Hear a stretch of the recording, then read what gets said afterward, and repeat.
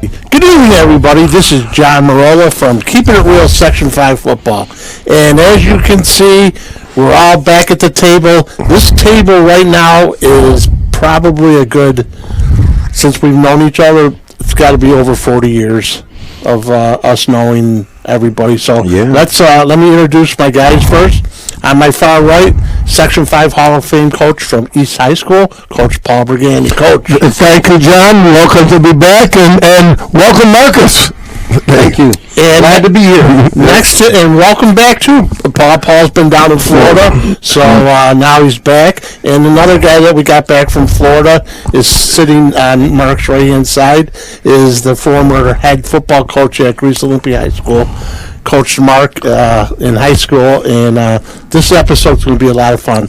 But first, George Giordano. Coach. Thanks for having me, Johnny. It's great to be back. I was in Florida as well. Yep. For 5 weeks, and looking forward to tonight. We got Marcus in town with his family, and some guys coming in to honor your brother in his life later on this evening. Yes, that should be really, really special. And on my immediate right, I've known this young man for, Hoover Drive days. Oh, yeah. You and Waddle. Yeah. It's over 40 years. So, we got a lot to talk about. So, I got to introduce my guy to my right, former Greece Olympia standout, UVA standout, and NFL. Got drafted by the Oakland Raiders, and then went to Green Bay Packers way and played for the Pack. And just great to have him home from California, Marcus Wilson. Mark. Yep. Hey, thank you for having me. I'm looking forward to the episode. Yes. Right. So let's get started. Anybody want to kick it off? Paul? Sure, I'll start it up. Marcus, how did you get started in the sport of football? And it may be back to your, I don't know if you played Pop Warner or before you had even got to Greece Olympia. Yeah, actually the first time that we played is when my parents moved out to Greece, and they signed me up to me and my brother to play with the Greece Chargers. Right, and that was about, I think we were in 5th grade. And how many years did you play the Pop Warner football? All the way up to, I think, junior midget is when you go to, after that you go to high school. And so I would say up till 7th grade. Were you always a running back, or did you play various positions during that time? I played usually just running back or defensive back. Yep. Cool. Yeah, but it was a lot of fun. Who were some of the coaches early in your career that were good mentors to you? You obviously enjoyed the sport of football because you wanted to continue on, and then you get to Greece Olympia. I know you get hooked up with Coach Giordano. Tell us a little bit about just that whole transition from your Pop Warner coaches to your high school coaches and what influences they had on you. Well, the Pop Warner coaches, they were really good coaches, and they taught me like a lot of toughness.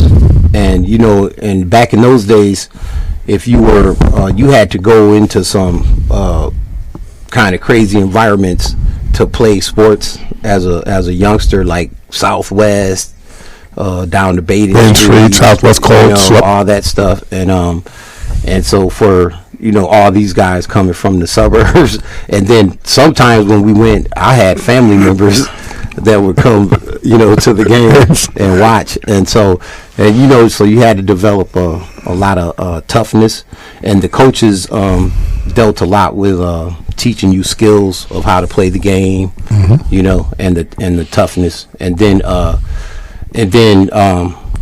fortunately for me, I was able to play at the high school when I was in 8th grade. Okay. And so I used to walk down, and I was able to play for the freshman team. So as a junior high kid, I got involved with Coach Giordano because he was the head coach. And so that was like the start of our relationship. Right. And then, and even going further beyond that, when he first started coaching, I remember me and my brother, every time we would hear the whistles from our house, we knew it was something going on up at Olympia, and we were in grade school, and we'd come down, and then we used to be able to get on the sideline, and so we'd see. I remember like Ramondi, the quarterback, and he'd be throwing passes to. Man, who was that fast guy? And then Kimbrough. Kimbrough. You see them, and they were playing tough, blood, coming out of their nose on the sideline. And so even before, and so that was what made us like, okay, I'm going there, and we want to play there, And so then we went on, and then we came, And so it was like we were fulfilling a dream, So, but so we got, and then that's when the relationship started right there, 8th grade, and we were part of the fitness camp, and then the weightlifting program, and that's what I tell young kids today, or when I used to coach high school, that I started lifting weights in 8th grade. And it went on like the rest of my career. And I was like, but it all started right there, and it was your program, your fitness camps, like everything. And so he's bringing back a lot of memories. It's been he talks about a fitness camp or a group of kids coming together. Before there were a lot of rules at the time. We put a fitness camp together. I still have a picture of that, which I'm going to try to find for tonight. Paul, you were there earlier. Marcus was just a young guy when you came on board. Right out of college, if I'm not mistaken, became our defensive coordinator, and really put together the toughness piece with the junkyard dog theme. Your cousin, of course, owned a junkyard. There was a dog in there, and we stopped and we went to Batavia. The story goes on and on. We came back after winning and stopped at the junkyard, and that's where the junkyard dog piece came together. You were still a youngster at that time. You talk about Nazi, Page, Henry, these guys that were just, you did not go to practice and expect to not get knocked on your can. And it developed into the junkyard dogs, which you guys then carried to another level with your teammates. Right. You were ahead of the curve, obviously. We recognized that very early. Your brother paved the way for you. Oh, yeah. Eduardo, God rest his soul, was a tough kid, 3-sport guy, football, basketball, and baseball, and you kind of followed him through with his friends and paved the way for you. And, of course, we're going to talk a little bit about how your high school career went and then into the University of Virginia and beyond. So we're grateful to have you back in town, and Johnny was able to schedule this, and it's a real special time for us to be visiting again. So from the beginning through the middle, and Johnny was there, of course, for many, many years after we were all gone. I'm sure he could share a lot of stories as well. Yeah. Mark, see, back then, football like we know it, football was football. You came out, you practiced your butt off Monday through Friday. Yeah. And the games were fun because all that hard work that you put in during the week, football's taken some things back now, how kids play and, about concussions and all that stuff. Man, back then it was just... Well, the rules have changed tremendously from when you played. You could do everything from blocking below the waist, crackbacks. Of course, and every week we try to put a highlight together of guys' hits, and Paul, you were a defensive guy, and every Monday morning they come out with the NFL top 10 hits. You don't see that anymore. And the violence of the game was, for us, part of our preparation. And you can remember going as a younger player to practice, maybe you were JV against Page, Nazi, Henry, these guys that just assume knock you on your ass to then in practice. So when you got to a game, you were like, okay, let's just perform here, It was because we A lot got more fun. all the tough hits at practice. Yeah, the game has changed quite a bit since then. You know what else has changed, and I want to ask you about this, Mark. You were a three-sport athlete. You know, you followed Coach Giordano's track coach, ran track, played basketball, and you don't see that as much anymore of the three-sport athlete. And tell us a little bit about, going from season to season, some of the mentors you had in other sports that helped you along the way. Well, just about the three-sport, being a three-sport athlete, I think that playing three sports during the season, you develop other muscles that are predominant for that sport versus another sport, and so you kind of get like a full development of your body by playing three sports. And I think it's a disservice nowadays for these kids to just do one sport all the time, because you're noticing more injuries because they're wearing down those muscles, those same muscles, doing the same thing, you know. And I can remember going from football season and going to basketball season, and then after that first 2 weeks, my groins would be sore, or my ankles, or because I was using different muscles to do different things, you know. And so I think I wish we could get back to that, you know. And I think the Manning brothers have something out there now, you know, where they're trying to, not talk about pay to play and get back to kids just playing for fun, you know. And so and I do think that, back in the day we encouraged that, and we still encourage multiple sport athletes. I think somewhere in the coaching profession they've de-emphasized that, want them to just concentrate on their particular sport, and sometimes the student or the athlete feels pressured because the basketball coach wants them here, the football coach wants them in the weight room, it could be a lacrosse coach wants them here, and unfortunately some of these kids end up giving up a sport that they truly enjoy too, because of just the pressure they're getting from the other sports they play. Well, we're talking about three sports. I just want to acknowledge that three-sport kid and was offered in three sports, if I'm not mistaken. He's Eddie Meath All-Star Game MVP, if I remember correctly. Correct. So the best of the best in basketball, and maybe, was it Bonaventure that maybe? Ronald McDonald. Outstanding player. Being that to his senior year, we go and we triple jump and broke the triple jump record, and second in the state. Who was number one in the state? Don't say it. Who was number one in the state? I just know what school he went to, Brooklyn Tech. Where do you go? You don't know who it was? I don't know his name though. King Rice. Oh, that's the one that beat me. Huh? He went to North Carolina for basketball. Yeah. And he was offered, and if I'm not mistaken, Villanova might have, if I'm not mistaken, because I wasn't gone by then, was it Villanova that offered him? Georgetown. Or Georgetown. We had a kid from our track team went to Georgetown. Yeah. And then, of course, Coach Welch at Virginia scooped you up. And so to be a three-sport athlete and be accomplished at that level where you're the Division I recruit in three, very special. Tell us a little bit about that whole recruiting process, because you have three different sports that you could have went in any of those directions. And how did you make the decision? And you end up at University of Virginia. How did that?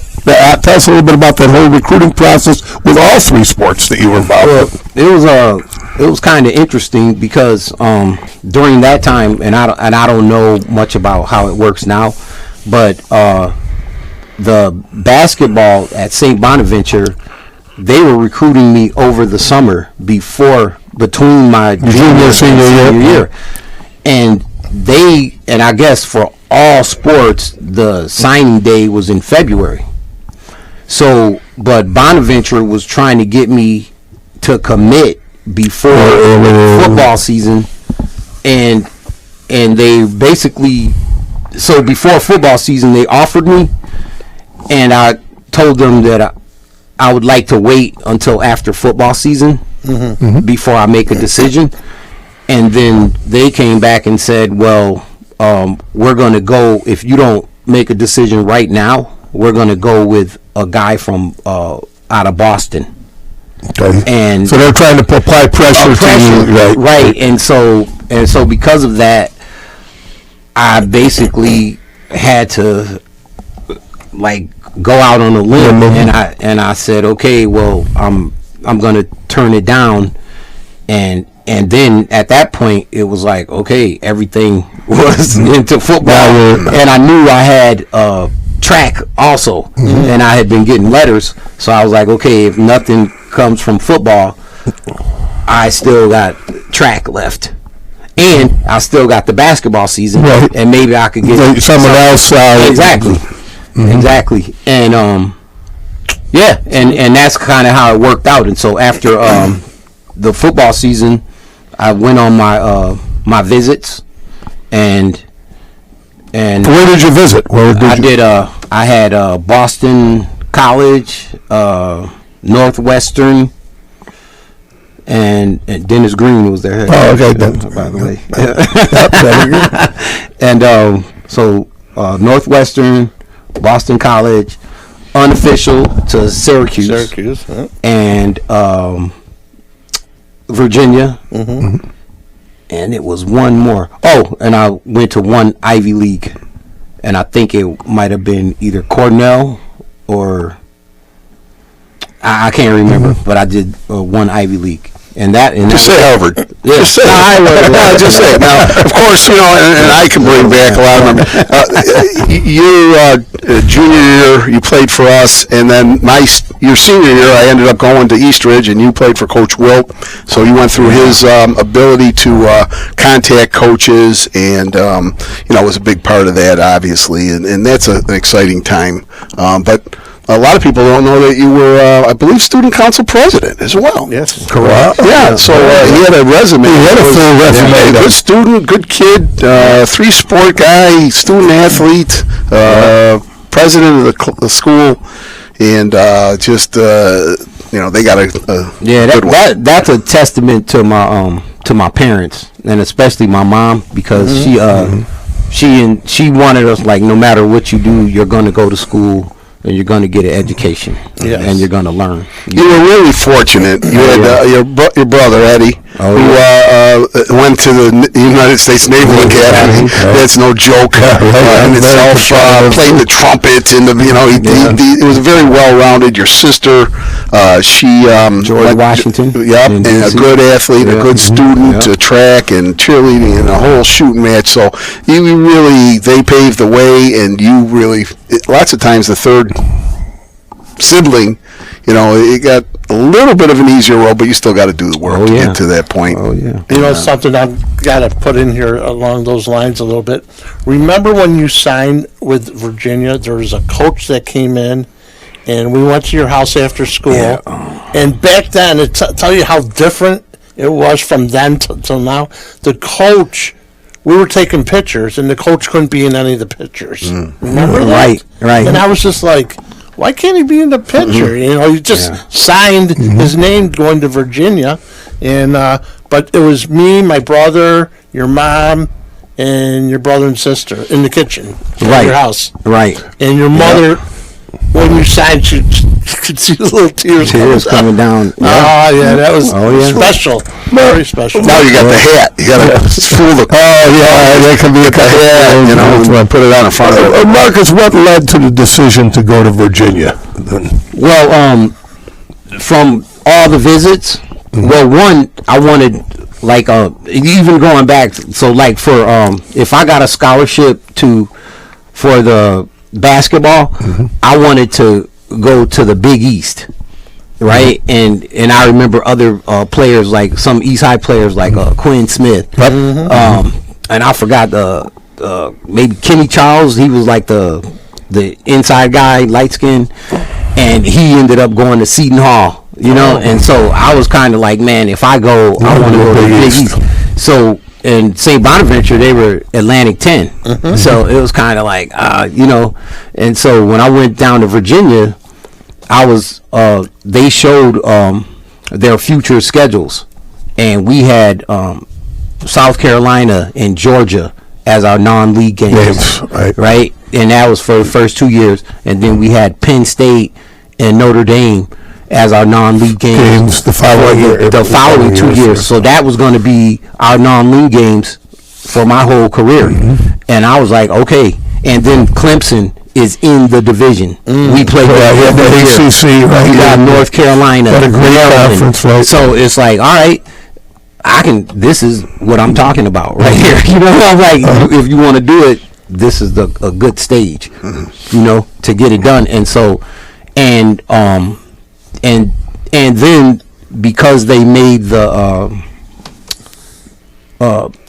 Peach Bowl in '84, which was just a few years away, they seemed to be a program that was building. And so I was like, maybe I'll have an opportunity there. Right. And so, and that was what like made them more favorable to any of the other schools.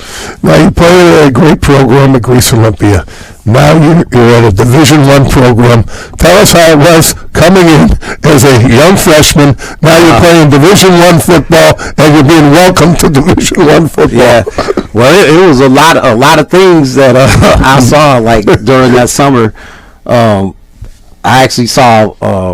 I don't know if I can say it, but a Caucasian guy run a 4.4. That wasn't me.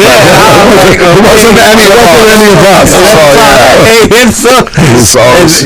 And then, you know, when going in, you know, and then the coaches, you know, yelling at everybody and everything, and so it was like, okay, you're welcome to the big time, you know. And then another thing, ACC. Yeah, and ACC. Right, yeah, you don't miss. And it was hot down there, 84 degrees, you know, and people cramping up, 2 a day, hitting hard, you know. Now, was there freshmen, were freshmen allowed to play then? I can't remember when that, remember it used to be freshmen, you couldn't play in a sport until your sophomore year. You got red shirt, though, didn't you? Yeah, I ended up getting a medical red shirt. Yeah, which kind of brings me to a story. So, and the rule then was like, if you didn't play in the first 3 games, the team could redshirt you. And so for most of us that came in, because they were looking toward the future, Coach Welsh, and he knew he had a good recruiting class, and so he was kind of like, you know what, I'm going to redshirt all these guys so they can be here for an extra year, and maybe we get a run for the title. And it worked, because that the year after I left, they were number 1 in the country for about 7 weeks before the bottom dropped out. But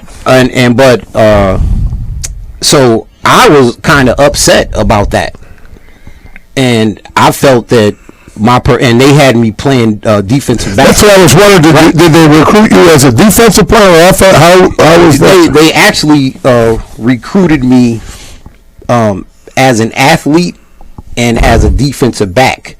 And funny story that you bring that up. So when I went on my recruiting visit, they usually have the guys, because most guys come in there on Friday night. But at Olympia, we played our basketball games on Friday night. So I flew out Saturday morning. So, and at most of those recruiting trips back then, you had to play basketball with the guys from the team in pickup basketball in the morning. And the coaching staffs used that as a way to evaluate a guy's athleticism. Wow, how athletic he was. And so evidently the performance I put on when I came that Saturday morning at the gym, it like carried over, and later on I found out from the coach that recruited me, he said that it was what the guys came back and told them about how I could play that made them want to sign me. Wow, so the basketball game kind of crazy. And then were you dunking on Ralph Sampson at the time? Nah, man. Was he wasn't there. He was there. You weren't getting after him in a 3-on-3 or something? Ralph Sampson? I remember. Just in the weight room, man. Just in Okay. the weight room, man. Yeah, I was scared to talk to him, man. I ain't even going near him. Things have changed so much as things have changed so much. You got the portal, you got the NIL, you got guys coming and going. If I'm not mistaken, still had another year of eligibility. Yes. As you graduated, because you were redshirt and you played 3 great years there. 1 year led the ACC in scoring, if I'm not mistaken. 1,000-yard runner is it would be a redshirt senior. I don't know how they say it, but And we won 1 year. And we won the conference.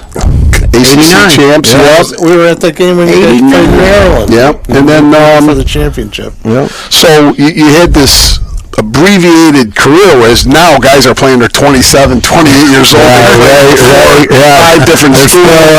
And so the landscape has changed in almost 40 years now, and it's just. I do, if you could tell the listeners a funny story. I remember you once telling us about it.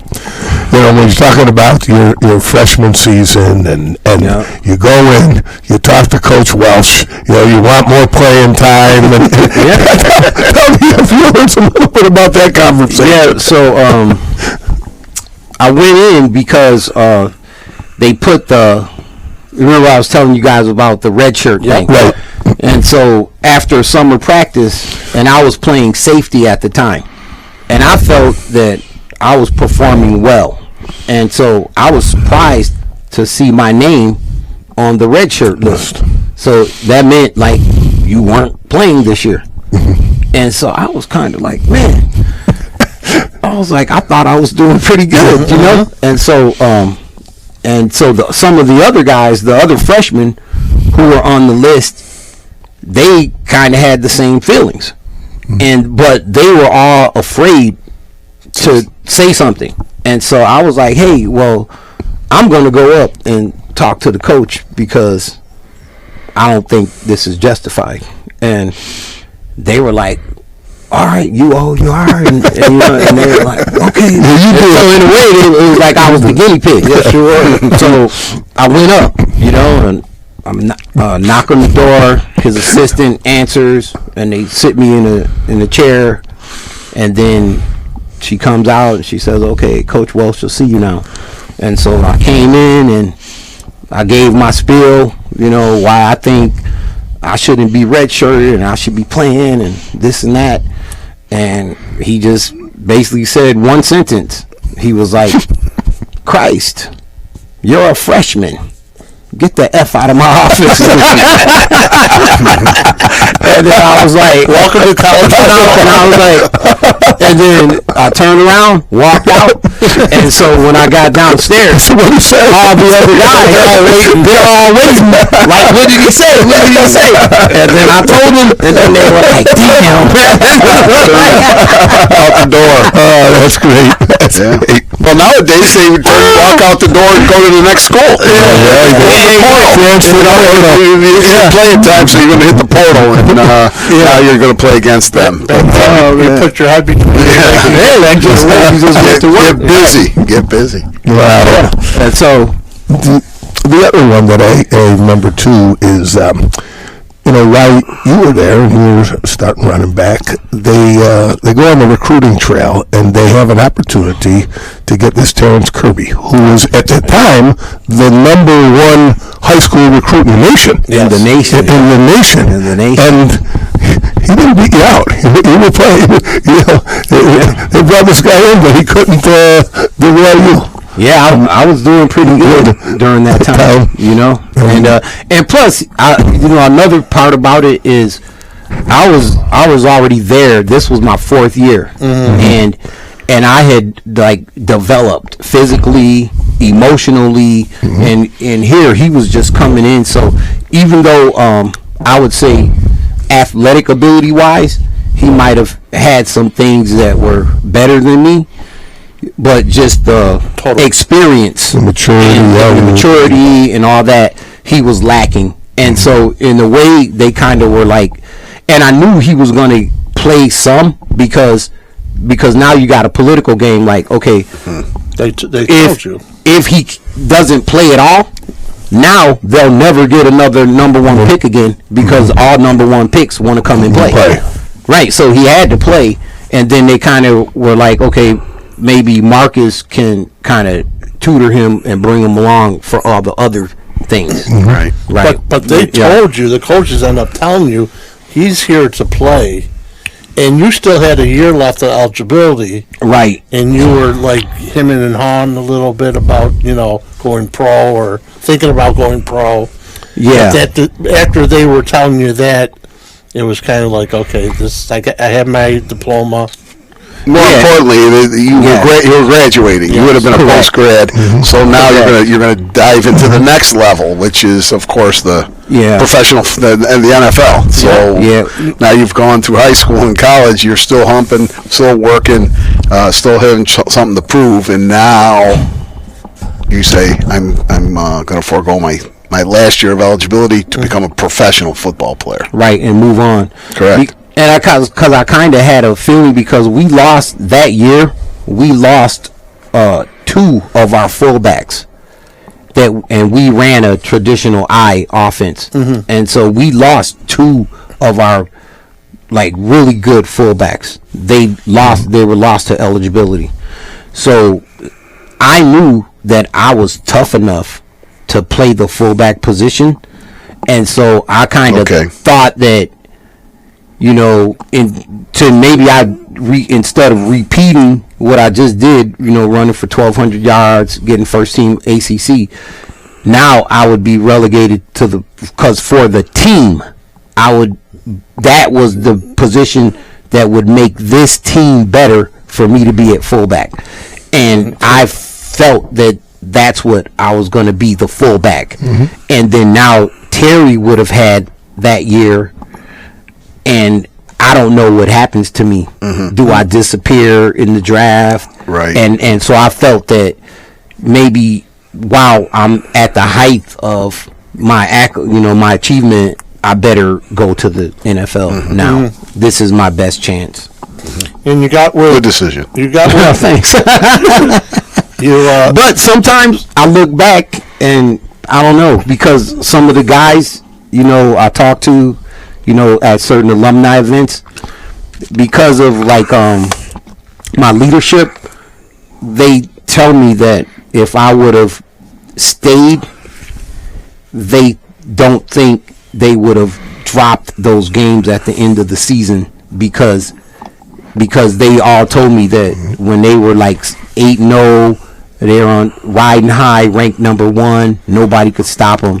They were like, they got too cocky, and they were saying that if I would have been there, they think that that's just that leadership and staying humble and working would have got them to win those games. So I don't know. Okay. The story behind the story. Yeah. Talk to us a little bit about the next step, the NFL. How you compare that compared to college? Well, the NFL was definitely a step up, and here's another thing that's different nowadays compared to back then. Like every level that you went up, you learned something new. Yeah, you learned a new drill, you learned a new technique. But now, because of the internet,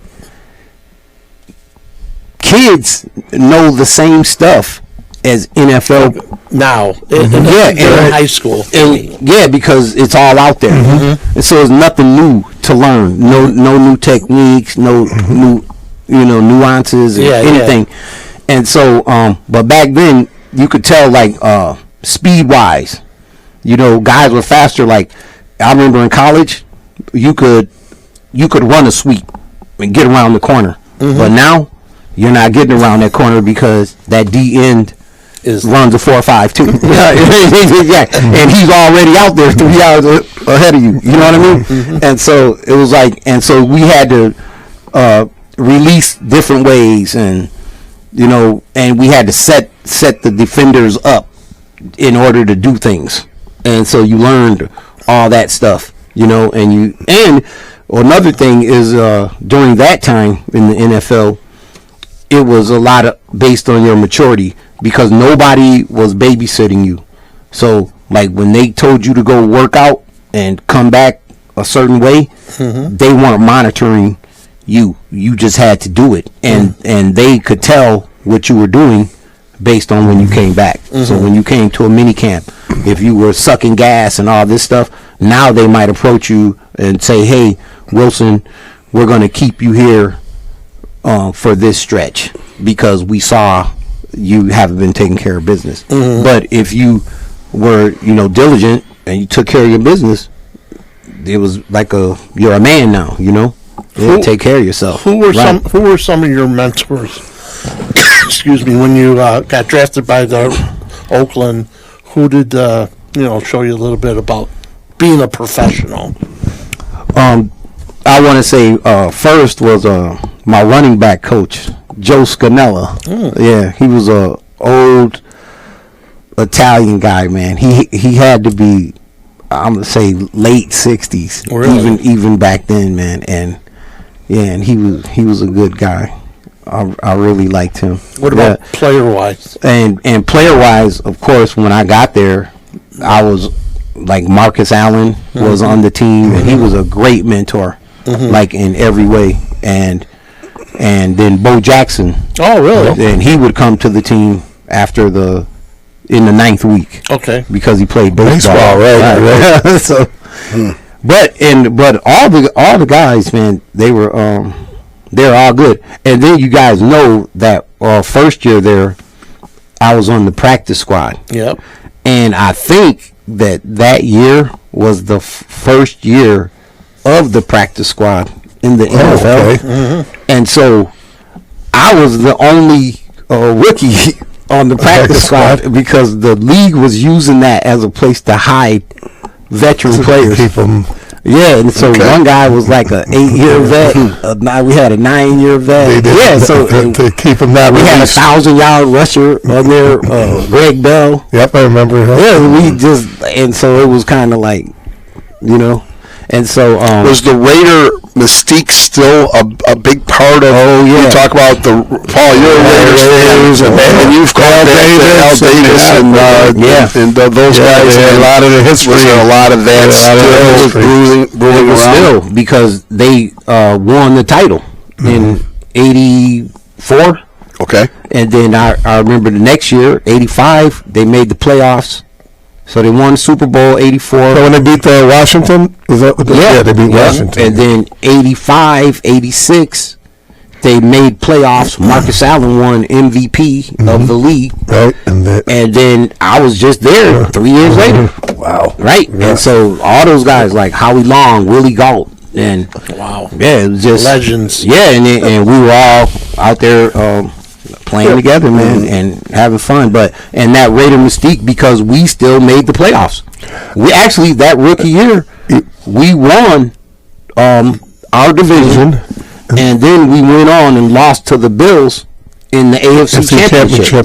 So it was there. The Raider mystique was there. Flores, Tom Flores was your coach. Art Shell. Oh, Art Shell. Okay. Yeah, it was that way, and that was his first full year. The year before, as the head coach, Shanahan got fired halfway through the season. Right. Look, I just want to go back a little bit about the whole NFL and leading up to the draft. What teams were showing interest in you? How did you select an agent? And did you think you would be going to the Raiders, or did you think you may be going elsewhere? Yeah, just I didn't know where I was going to go, and leading up to the draft, I remember when I made myself eligible. My roommate in college, he had a family friend. And this family friend was Wilbert Montgomery. Philadelphia Eagles. Right. And at the time, he was partnering with another guy who was my agent. Okay. His name was Glenn Schwartzman, and he was out of Sports Pro Management, which is now Alliance. Oh, okay, that's a name. Right, and so so that my roommate was like, "Hey, do you have an agent yet?" And I was like, "No." I said, "Nobody's approached me or anything." And he said, "Well, I got a friend." He said, "A family friend, and he's a partner in a firm. And you think, is it okay?" And he told me it was Wilbur Montgomery. I was like, "Oh yeah." I was like, "Yeah." And so they came down, and they came to the school, and we met in the living room of the apartment. That is, and that's how I got in contact with him. And I liked them, and I liked everything they were doing, and so I signed with them. And then once I signed with them, they were kind of prepping me for everything. And at that time, if you were an underclassman, you couldn't participate in the combine. Oh, okay. So No. so The rules have changed. there was no combine for me, and underclassmen, and at that time you had to go through 3 different things to be eligible for the draft as an underclassman. You had to get a letter from your dean of students saying that you were on track to graduate.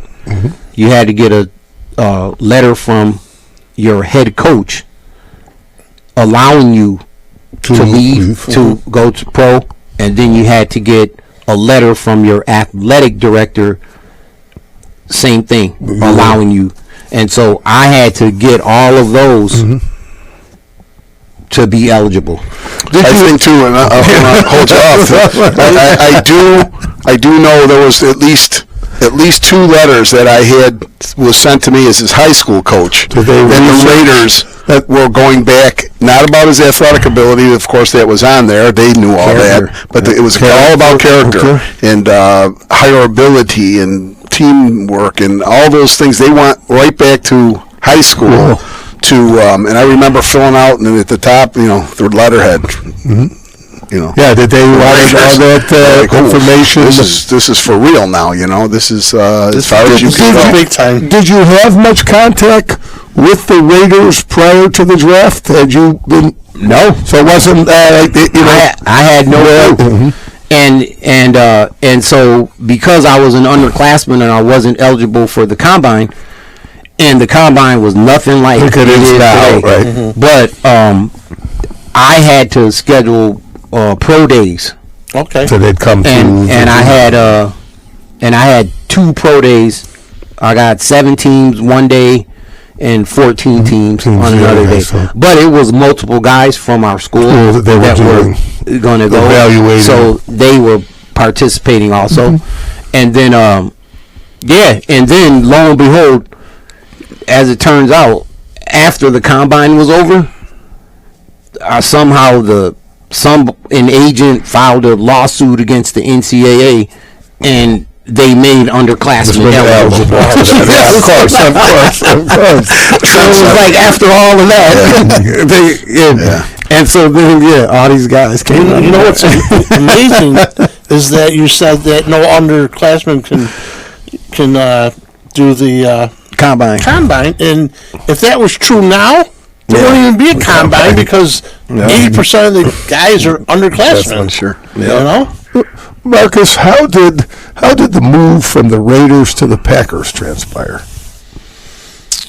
Well, that's interesting too. So there was a general manager for the Green Bay Packers. His name was Ron Wolf. Executive. And so when I got drafted to the Raiders, Ron Wolf was the head of scouting for the Raiders. Okay. And he was responsible for drafting me. Right. So after that first year, he got hired as the general manager for the New York Jets. Oh, okay. Right. So when he went to the Jets for that first year, the next year, the Packers hired Mike Holmgren as the head coach, and then Mike Holmgren hired Ron Wolf as the GM Okay. from the Jets. Jets, okay. So when they were trying to assemble their group, Ron Wolf remembered me, and he knew that I really didn't get much of an opportunity in L.A. to play with behind Bo Jackson and Marcus Allen, right? Exactly, and so he was like, "Hey, this guy was good," and so me and Brett Favre were his first two free agent signings. Wow. And Brett Favre was a practice squad player for the Atlanta Falcons Right. the year before. Wow. Wow, that's interesting. Yes. You're naming some people. Right? I mean, I don't know how many athletes from Rochester, New York can name. You're naming Hall of Famers, you know, from coaches to players to, right? And, you know, you end up in Green Bay. And, of course, we always joke about it. We did today already.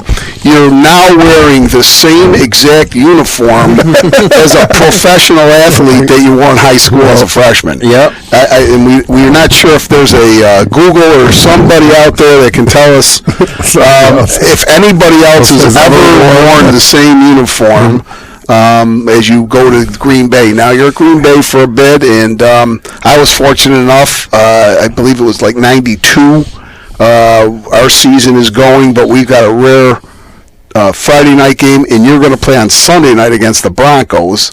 Yep. And I was fortunate enough, you remember, you guys play the game, you win the game, and you say, come on, coach, let's go in the locker room.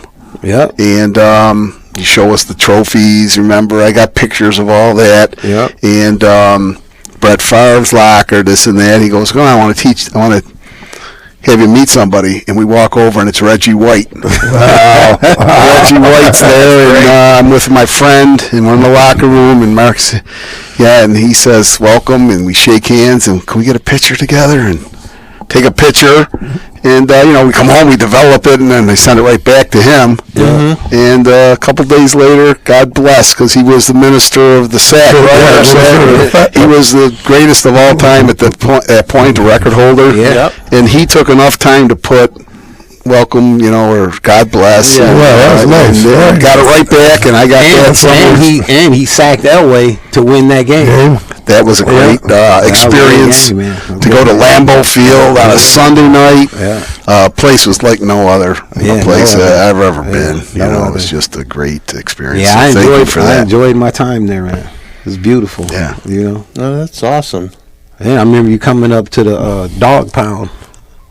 Yeah. So we try to follow. You know, we kind of, your senior year, we went our separate ways. You went to Virginia. I'm coaching over here. I end up back in Greece, and now you're playing in the pros. And I'm back at Olympia, following you. One day I had when you were in college, I wake up, I go to Wegmans to get the Athlons yearly, and I go, man, where's the ACC? And there he is on the cover of the Athlons, right? You were on the cover. And so I was like, damn, I got that up there somewhere, and in the attic. Those are great. So, and then of course your last, I believe it had to be your last college game. You were playing in the Citrus Bowl. And we came down. And we came down and watched you play in the Citrus Bowl, and then kind of held our breath with the pro thing, and that thing went for a nice little run, didn't it? 6 years. Yeah. Well, 6 years. Very proud. And it probably would have went another 3 if I didn't tear my knee up. Right. Yeah. And then they won the Super Bowl. But I wouldn't have been there anyway. So wow. Well, Mark, I want to say thank you very much for being here. This was, I've been, ever since we heard that you guys were going to come, and enjoy tonight with, memories of my brother, memories of your brother. I mean, there's just a lot of emotion, and, I got to say thank you very much. I appreciate you, man. Thank you. Thank you for having me. This is my brother. We go back, Hoover Drive. We were talking about way back. Hoover Drive, and now that he's a grandfather, you know, so it's just awesome. And, Times 4. Yeah. life after football, he became a Los Angeles firefighter. Correct. And that, Yeah. how many years were you battling those fires? 28. 28 years. Wow. Wow. That's a full life. Yeah. That's a full life. All right. Very rewarding career. Yep. I encourage anybody, if you're out there and you want to become a firefighter, go for it. Yeah. That's awesome. Got any downs left in you? No. I'm still coaching football over the Rondequoit, where I visit with guys, and that's probably one of the last questions I always ask. Hey, downs left? We need somebody to come in and get us the tough yard or two. If not, put me in, coach, I can get it. No, not anymore. Yeah. And by the way, if you're not 5 minutes early, you're late. And you were. Yeah. He taught us that. Yeah. And then he came late for this. Yeah. Because he's trying to get his hamstring or his thigh back on track. Wait till you're 68. Yeah. You'll figure it Not out. that far away. Yeah. All right. Great. Now, at the end of our show, what we're going to do is we're going to go 1, 2, 3. We're going to point to the camera and say, "Keeping it real, Section 5 football." You ready? Got it. You got it. Here we go. 1, 2, 3. Keep it real, Section 5 football. Good night, everybody. Good night. Good night.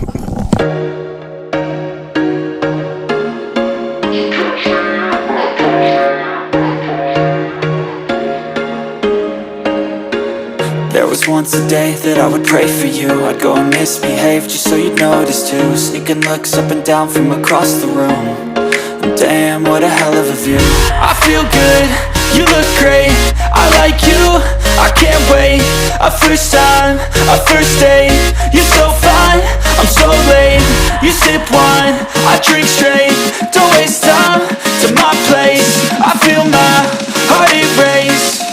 So catch me if I fall.